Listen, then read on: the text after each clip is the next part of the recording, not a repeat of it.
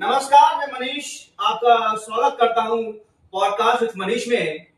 आज हम बात करेंगे मधुबनी विधानसभा के चुनावी दंगल के बारे में और खासकर विधानसभा 36 क्षेत्र के बारे में विस्तृत से चर्चा करेंगे। तो आज हमारे साथ जो गेस्ट हैं उनका नाम है श्री हर्षित आर्यन।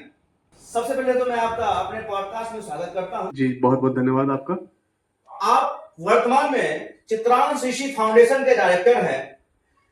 उस फाउंडेशन का काम समाज में अवेयरनेस फैलाना है और साथ ही साथ शिक्षा के क्षेत्र में भी जो है उत्कृष्ट काम करना है। बहुत अच्छी बात है। और वर्तमान में आप एक शोधार्थी हैं जो ललित नारायण मिथिला यूनिवर्सिटी के डिपार्टमेंट ऑफ फिलोसफी से आप शोध कर रहे हैं। हिंदी में बोले तो विश्वविद्यालय विभाग दर्शन शास्त्र से आप शोध कर रहे हैं।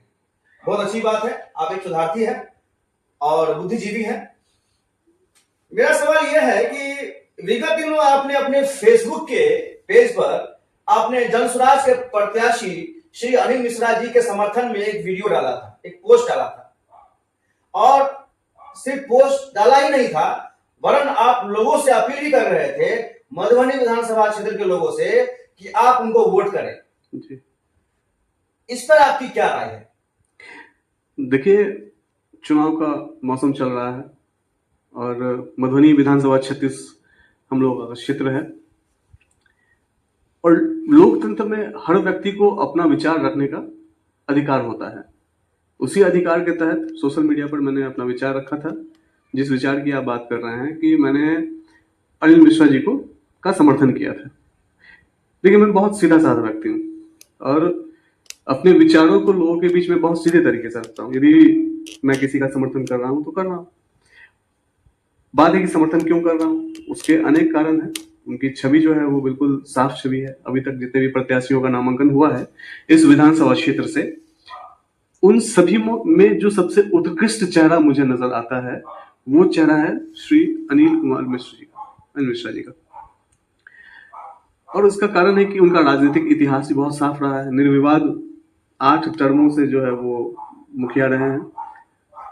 तो एक बहुत बड़ी उपलब्धि है और मधुबनी को जरूरत है इसकी। तो ये तो मेरा है कि मेरी व्यक्तिगत एक समझ है, एक विचार है कि मैं उनका समर्थन करता हूँ। अब बात है कि मैंने मधुबनी विधानसभा के जो जनता है उनसे, जो आम लोग हैं, यहाँ रहने वाले लोग हैं, उन लोगों से मैंने अपील की है कि आप श्री अनिल मिश्रा जी को वोट करें। देखिए, सामाजिक कार्यकर्ता का एक दायित्व होता है समाज के प्रति, और समाज के प्रति उसी प्रकार से मेरा भी कर्तव्य है कि यदि इस समाज के लिए कोई बात महत्वपूर्ण है, कोई जरूरी बात है, तो वो मैं लोगों को कहूं।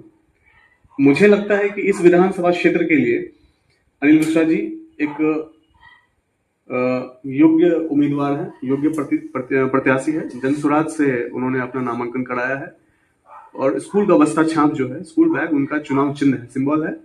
2 नंबर पे बटन दबाकर उनको वोट किया जा सकता है।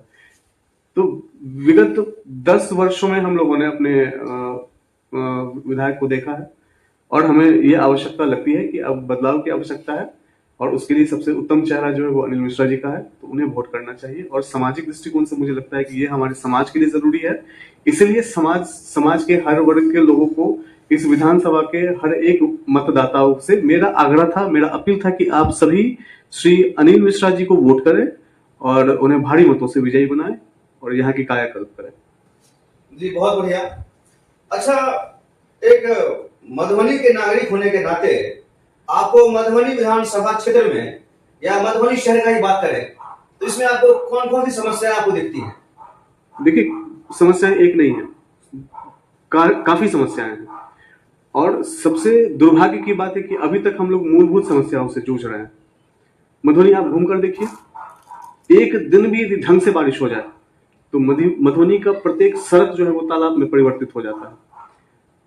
और ये मधुबनी के लोगों का दुर्भाग्य है कि मधुबनी जैसे शहर का, जहाँ का ड्रेनेज सिस्टम इतना सुंदर था, कहीं पानी रुकता नहीं था, वहां की स्थिति यह है कि आज एक दिन की बारिश में हर जगह जल जमाव हो जाता है। 1 किलोमीटर यदि आप यात्रा करते हैं, चलते हैं, तो आपको कई जगह पानी में पांव डालना पड़ेगा। ये तो आपको ड्रेनेज सिस्टम की बात हो गई, जो कि मूलभूत समस्या है।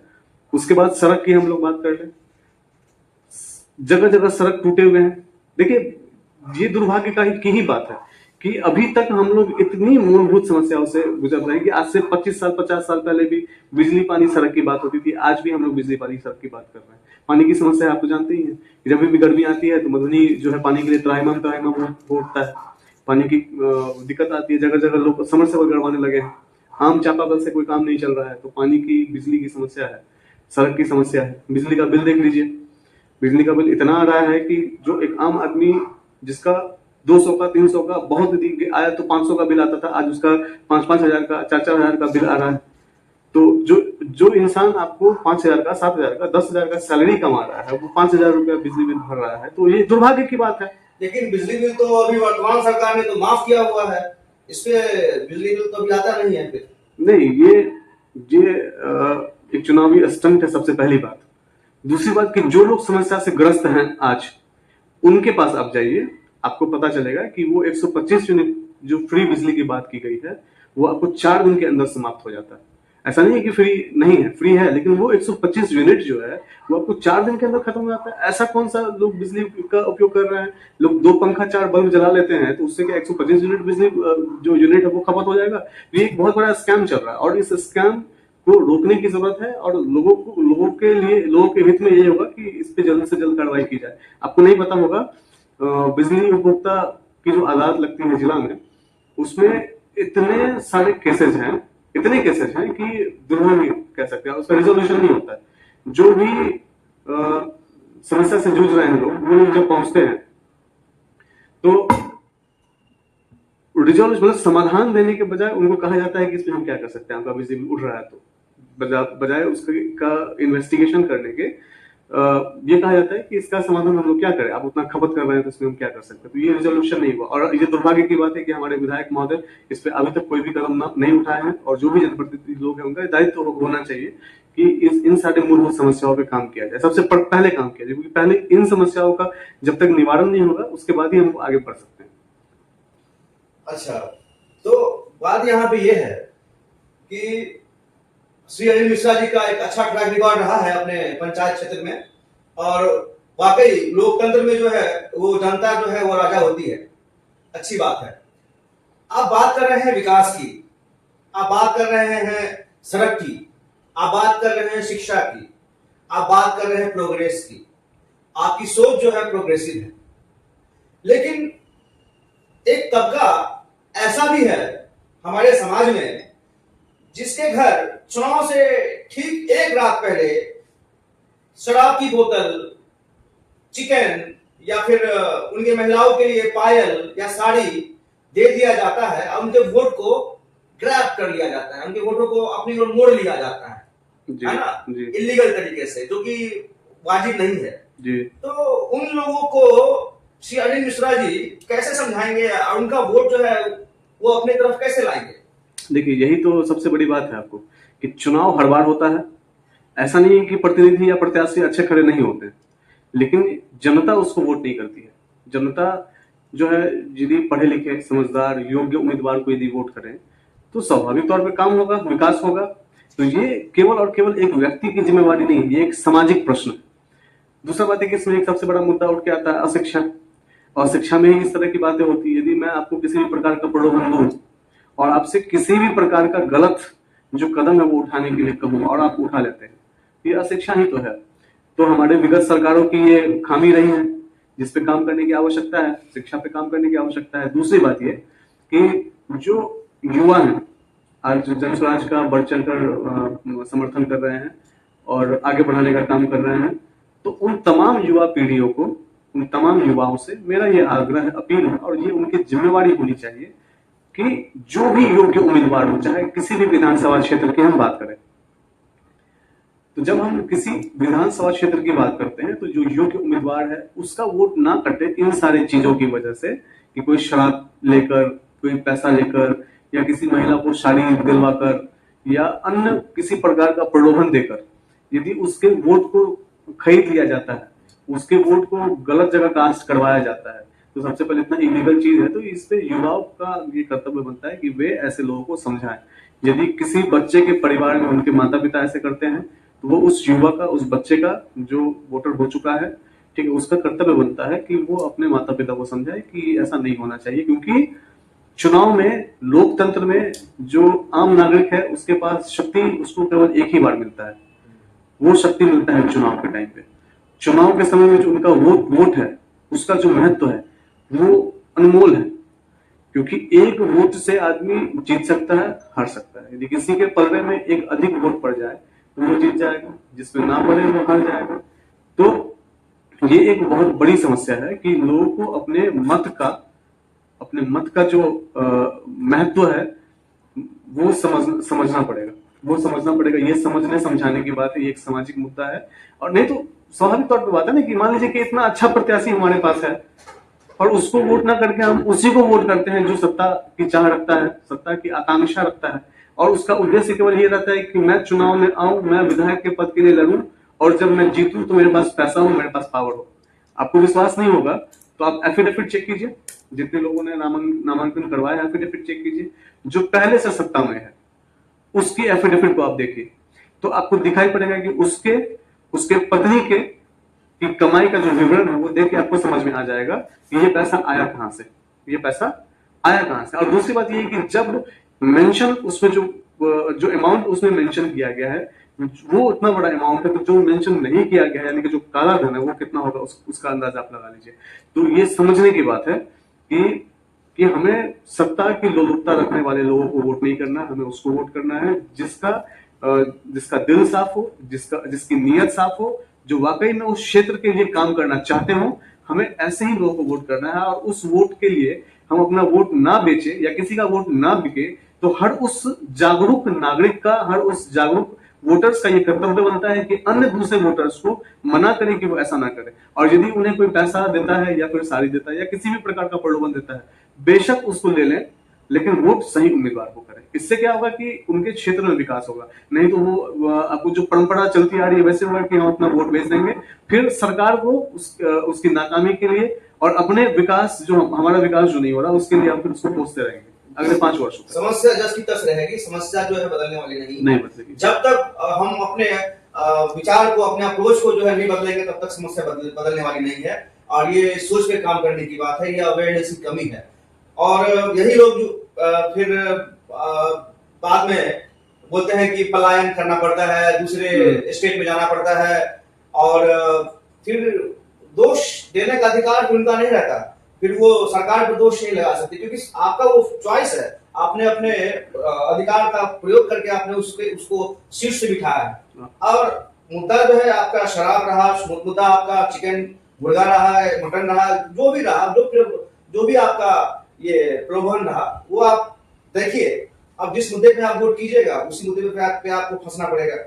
खैर, तो हमने देखा कि बहुत सारे शिक्षित लोग भी है ना, जो अवेयर हैं, शिक्षा मतलब पढ़े लिखे हैं, डिग्री है, पीएचडी होल्डर हैं, वो लोग भी कितने बार देखे जाते हैं कि जातीय समीकरण में वो खुद को बांट लेते हैं, है ना। वो ठाकुर है कहेगा नहीं तो हम तो इसको वोट करेंगे, वो यादव है बोलेगा नहीं हम तो इसको वोट करेंगे। मतलब तमाम तबके के लोग जो है अपनी अपनी जातियों को ही ढूंढते हैं। इसमें खुद अनिल मिश्रा जी ब्राह्मण जाति से आते हैं, तो उनका क्या कन्वर्जन ऑफ वोट रहेगा बाकी जातियों से, कि जैसे मुस्लिम वोटर्स हो गए, दलित वोटर्स हो गए, है ना, और जितने भी समाज के जातियां हैं, उनका वो वोट कैसे कन्वर्जन करेंगे, क्योंकि सब तो यहाँ पे जातियों में बटी हुई है। देखिए, 2 बातें हैं। पहली बात तो ये कि किसी भी प्रकार का डिग्री आपके पास होना इस बात को साबित नहीं करता है कि आप शिक्षित हैं। यदि मान लीजिए कि मैं आज शोध कर रहा हूं, मेरा शोध जब खत्म हो जाएगा तो डॉक्टर की उपाधि मुझे मिल जाएगी, तो ये डॉक्टर की उपाधि मिल जाना ये साबित नहीं करता है कि मैं शिक्षित हूं, या फिर ग्रेजुएट हो जाना या फिर पोस्ट ग्रेजुएट हो जाना ये साबित नहीं करता है कि आप शिक्षित हैं। देखिए, शिक्षा का अर्थ होता है समझ विकसित होना। जब आपकी समझ विकसित हो जाती है, हालांकि हमारे यहाँ का जो सिस्टम रहा है, एजुकेशन सिस्टम रहा है, उस पर बात करना भी ठीक नहीं रहेगा, लेकिन जो समझ विकसित होने की बात मैं कह रहा हूं, ये समझ जब विकसित हो जाती है तो फिर उसमें शिक्षा भी आपको एक अहम भूमिका निभाता है। मान लीजिए कि आप कोई डिग्री ले रहे हैं, आपका समझ विकसित नहीं है तो आप उस डिग्री का प्रयोग नहीं कर पाइएगा, ठीक है। तो असल शिक्षा वही होता है, पहली बात तो ये कि डिग्रीधारी होना, शिक्षित होना नहीं है, ठीक है। दूसरी बात ये कि जातीय समीकरण की जो शिक्षित लोग होने के बावजूद, या केवल जब अब तो शिक्षा की बात ही खत्म हो गई, कि जाति समीकरण की बात कि हम अपने जाति वाले को वोट करेंगे, तो फिर जी। इस चुनाव में वोट का मतलब इस चुनाव में क्या समीकरण रहेगा। तो देखिए, अनिल मिश्रा जी के आप पंचायत क्षेत्र में जाएंगे तो आप देखेंगे कि वहां पे मुस्लिमों की भी संख्या है, ठीक है, ब्राह्मणों की भी संख्या है, दलितों की भी संख्या है, ठीक है, तमाम तरह की जातियों का समीकरण है, मतलब लेकिन मूलतः यदि आप मुस्लिमों की बात करेंगे तो वहां पे काफी संख्या में मुसलमान लोग रहते हैं। लेकिन किसी भी हिंदू मुस्लिम के बीच में आप देखेंगे किसी प्रकार का कोई मतभेद नहीं है। हालांकि सरकार इस तरह की तमाम कोशिशें करती रहती है, कुछ ऐसे लोग भी होते हैं जो भेदभाव करने की कोशिश करते हैं। उसके बावजूद आप देखेंगे कि जब उनके क्षेत्र में आप जाएंगे तो जाति एक मुद्दा नहीं आपको लगेगा। आपको लगेगा कि यहाँ सभी लोग मानव हैं, ठीक है, सभी लोग समता के साथ रहते हैं, सद्भावना के साथ रहते हैं, एक दूसरे का समर्थन करते हैं और एक दूसरे के सुख दुख में सहयोग करते हैं। और ये कहा जाए तो एक तरह से प्रभाव है, अनिल मिश्रा जी का प्रभाव है कि किसी भी तरह का घरेलू मामला हो या सामाजिक विवाद हो, यदि मामला उन तक पहुंचता है तो उसका निवारण होना तय है, ठीक है। तो हम देखते हैं कि उनके अपने क्षेत्र में भी इस तरह की कोई बात नहीं है। अब बात करते हैं कि विधानसभा क्षेत्र में, चूंकि वो प्रत्याशी इस बार विधानसभा क्षेत्र से हैं, अपने विधानसभा क्षेत्र मधुबनी 36, ठीक है। तो यहाँ पे यदि हम दूसरे पार्टियों की बात करेंगे तो एक राजद को देख लेते हैं। राजद का वोट बैंक कौन है? यादव है, एमवाई समीकरण से चलते हैं, हाँ, मुस्लिम है, ये लोग हैं, ये लोग आपको राजद को वोट करते हैं। लेकिन जब आप देखेंगे कि अनिल मिश्रा जी जब खड़े हुए हैं तो काफी मुस्लिम समर्थक हैं इनके पास। काफी लोगों को मैंने देखा, नामांकन में भी काफी सारे मुसलमान लोग शामिल हुए थे। और जब से इनका कैंपेन चल रहा है, इनके साथ जो लोग जा रहे हैं, और मैंने यहाँ का जो भी मुस्लिम इलाका, वहां जाकर आप देखेंगे तो आप देखेंगे कि वहां जन स्वराज की लहर है। वहां इस प्रकार की कोई भावना नहीं है कि हिंदू मुसलमान या ब्राह्मण या दलित या फॉरवर्ड या बैकवर्ड, इस तरह की कोई भावना का कोई भी लेश मात्र भी आपको समन्वय नहीं है उसमें। तो ये बहुत अच्छी बात है कि इस बार जो वोट हम लोग करेंगे, और मधुबनी विधानसभा क्षेत्र की जो जनता है वो बहुत समझदार जनता है। वो समझते हैं कि किसको जिताना है, किसको नहीं जिताना है, कौन उनके लिए सही है, कौन नहीं है। इस बार हमें भी प्रयास करने की आवश्यकता है। और जिन लोगों तक ये सूचना नहीं है या जिनको नहीं पता, बहुत सारे ऐसे लोग जिनको नहीं पता है, तो उन लोगों को बताना हमारा काम है कि अनिल मिश्रा जी जो खड़े हुए हैं उनको वोट करना चाहिए। वो सबसे योग्य उम्मीदवार है इस विधानसभा क्षेत्र के लिए। जी, अच्छी बात है। और देखा जाता है कि किसी भी उम्मीदवार की जो पहचान होती है, कहीं न कहीं पार्टी का नाम जो है जरूर आता है। क्योंकि अनिल मिश्रा जी जो है जनसुराज से हैं, जनसुराज से उम्मीदवार हैं जी। तो जनसुराज का क्या विजन आगे के लिए है, मधुबनी विधानसभा क्षेत्र के लिए, युवाओं के लिए क्या है, किसानों के लिए क्या है, गृहिणियों के लिए क्या है, और जो विद्यार्थी हैं उनके लिए क्या है, ऐसा क्या विजन क्या है जनसुराज का? देखिए, जनसुराज का जो विजन है वो है विकास का विजन। चाहे किसी भी क्षेत्र की आप बात करें, चाहे आप कल्चरल फील्ड की बात करें, या फिर युवाओं की बात करें, विद्यार्थियों की बात करें, या फिर किसानों की बात करें, या फिर आम नागरिक किसी की बात करें, या किसी भी क्षेत्र की बात करें, जनसुराज का यह विजन है आपको कि हमें विकास करना है। विकास भी ऐसा वैसा विकास नहीं, ताकि हम अन्य जगहों पर समांतर। देखिए, दूसरा बात क्या है कि अभी बिहार में चुनाव चल रहा है। बिहार के 243 सीटों पर आपको जनसुराज चुनाव लड़ रही है। तो एक तरफ तो विजन ये है कि यदि मान लीजिए लोगों को समझ में आ गया तो सरकार तो बन जाएगी जनसुराज की, और सरकार बनाने के बाद ही आप परिवर्तन कर सकते हैं। और जनसुराज का एक विजन और भी है, वो तो कहती है कि यदि मेरे पार्टी से कोई भी उम्मीदवार खड़ा होता है और आपको लगता है ऐसा, यदि आप उस पर शोध करते हैं या फिर आप जानकारी प्राप्त करते हैं और आपको लगता है कि यह उम्मीदवार आपके क्षेत्र के लिए सही नहीं है या किसी भी प्रकार से यह उपयुक्त नहीं है, योग्य नहीं है, तो आप उसको वोट ना करें, चाहे वो जनसुराज से ही क्यों ना खड़ा हो। तो कोई पार्टी कभी किसी पार्टी को ऐसा कहता हुआ सुने हैं क्या कि हमारी पार्टी से यदि गलत उम्मीदवार खड़ा हो गया तो उसको वोट नहीं कीजिए? कोई पार्टी नहीं कहती है, लेकिन जनसुराज कहती है। तो इतना पाक साफ होकर यदि कोई पार्टी चल रही है तो निश्चित तौर पर उसका विजन कितना साफ होगा। और दूसरा बात है कि आप जब प्रशांत किशोर का जो भी आप इंटरव्यूज अगर आप देख ले, चाहे जब कभी वो जनसभा को संबोधित करते हैं, तो ऐसे जब उनकी बात आप सुनेंगे तो आपको समझ में आ जाएगा कि वो केवल और केवल यहाँ के गरीब गुरबा, यहाँ के विद्यार्थियों, यहाँ के युवाओं के लिए यहाँ के विकास की बात करते हैं, बिहार को नंबर 1 बनाने की बात करते हैं। अब यही जो विजन है ना, अब देखिए जनस्वराज मान लीजिए कि गलत उम्मीदवार खड़ा कर देती, मिश्रा जी को ना खड़ा कर किसी और को खड़ा कर देती, वो यदि योग्य नहीं होता, तो मैं शायद इस पॉडकास्ट में आपके पास बात नहीं कर रहा होता, शायद मेरा वो पोस्ट नहीं होता तो ये पॉडकास्ट नहीं होता। तो ये मानना पड़ेगा कि उम्मीदवार सही है, इसलिए आज मैं यहाँ पर हूँ और उनको ही सपोर्ट करने के लिए, उनको ही समर्थन देने के लिए आज मैं यहाँ पर हूँ। और मधुबनी विधानसभा क्षेत्र के एक जनता तक ये बात पहुंचे, इसलिए मैं यहाँ पर हूँ। मेरा ये सामाजिक कार्यकर्ता, देखिए यहाँ भी बार बार मैं सामाजिक कार्यकर्ता शब्द का प्रयोग कर रहा हूँ, तो मैं रील वाला सामाजिक कार्यकर्ता नहीं हूँ। मैं department of administrative reforms and public grievances उसका भी एक्टिविस्ट हूँ, आरटीआई एक्टिविस्ट हूँ, बच्चों के बीच छोटी छोटी कार्यशालाएं करवाता रहता हूँ, अवेयरनेस कैंपेन चलता रहता है। मैंने अभी तक 20 से भी ज्यादा आरटीआई वर्कशॉप करवाए हैं, लेकिन अभी तक कोई नहीं जानता इस बात को मधुबनी, क्योंकि जितने लोगों के बीच करवाए उतने लोगों ने नहीं जाना, और वो लोग एक्टिविस्ट के तौर पे, बतौर एक्टिविस्ट के तौर पे जो भी विभिन्न तरह का मुद्दा होता है काम करते हैं। तो जब सामाजिक कार्यकर्ता होने की मैं बात करता हूं, तो वो सच्चा सामाजिक कार्यकर्ता होने की मैं बात करता हूं, कि जब एक सच्चा सामाजिक कार्यकर्ता या समाज के प्रति जो निष्ठा के साथ आपको श्रद्धापूर्वक जो समाज के लिए काम करना चाहता हो, उसे सामाजिक कार्यकर्ता कहलाना चाहिए, या उसे ही सामाजिक कार्यकर्ता कहना चाहिए। उसे नहीं जो फोटो खिंचवाकर और बस सोशल मीडिया पोस्ट पर वाहवाही लूटने के लिए जो लोग, उन्हें नहीं। तो इस लिहाज से मुझे लगता है कि मेरा मधुबनी विधानसभा क्षेत्र की जनता के लिए एक दायित्व है, और उस दायित्व का निर्वहन मैं कर रहा हूं यह संदेश देकर कि इस बार जनस्वराज से अनिल मिश्रा जी खड़े हुए हैं, बतौर प्रत्याशी खड़े हुए विधानसभा क्षेत्र से। हमारे स्कूल का बस्ता छाप है उनका, और 2 नंबर पे बटन दबाकर उनको वोट किया जा सकता है। तो ये सोचना घर घर तक पहुंचे, और ये 2 नंबर पे बटन दबाकर जो है इनको भारी मतों से उनको विजयी बनाया जाए। चलिए, आपको बहुत बहुत शुभकामना। आप अपने अभियान में जो है सो लगे रहें, और उम्मीद करता हूं कि मधुबनी विधानसभा 36 के क्षेत्र को एक योग्य उम्मीदवार मिले, जो मधुबनी के विकास में अपना योगदान दे, मधुबनी को जो है एक स्मार्ट सिटी में तब्दील करे।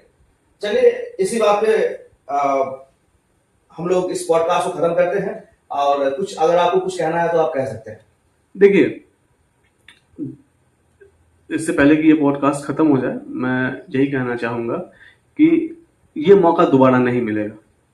ये मौका एक बार मिलता है 5 वर्षों में, और हर जागरूकता अभियान में, जो भी अभी तक मैंने चुनाव का अभियान चलाया है, हर उस अभियान में मैंने यही बात कही है कि ये मौका 5 वर्षों में एक बार मिलता है कि आपके पास अधिकार है, आपके पास ताकत है। उस ताकत का उपयोग उस दिन, जिस दिन आप अपना मतदान करेंगे, वो होगा। तो वोट को ना बेचे, ठीक है, और वोट को बर्बाद ना करें। आप देखें, आपके पास लिस्ट है, कितने सारे लोगों ने नामांकन किया है, कौन योग्य प्रत्याशी है, कुछ को आपने मौका दिया था, उनका भी कार्य आपने देखा, ठीक है। देखिए, बहुत सारे नेता ऐसे होते हैं ना कि अभी विधानसभा चाहे लोकसभा का इलेक्शन हुआ अभी 2024 में, ठीक है, तो इलेक्शन के समय पर आकर वो बरसाती मेढक की तरह टैंटे करने लगते हैं कि जैसे ही इलेक्शन का समय आएगा तो वो आपको क्षेत्र में दिखना शुरू हो जाएंगे। अब अभी देखिए, मधुबनी विधानसभा क्षेत्र में देख लीजिए, जितने भी आपको लोग हैं, आपको इलेक्शन से पहले सबको दिखाई पड़ने लगा, ठीक है। कोई सड़क के पास खड़ा होकर बोल रहा है हमने ये किया, किसी को टिकट नहीं मिला तो बोल रहा है कि हमने ये करना चाहा लेकिन नहीं हुआ। तो भाई, आपको समय यदि जनता देती है तो उस समय का महत्व समझे, उस समय को अपने विकास में नहीं, समाज के विकास में लगाएं, ठीक। और ऐसा उम्मीदवार जब हमारे बीच में है तो हमें उसे चुनना चाहिए, उससे वोट करना चाहिए। और मैं दोबारा से कहना चाहूंगा कि अनिल मिश्रा जी को वोट करें।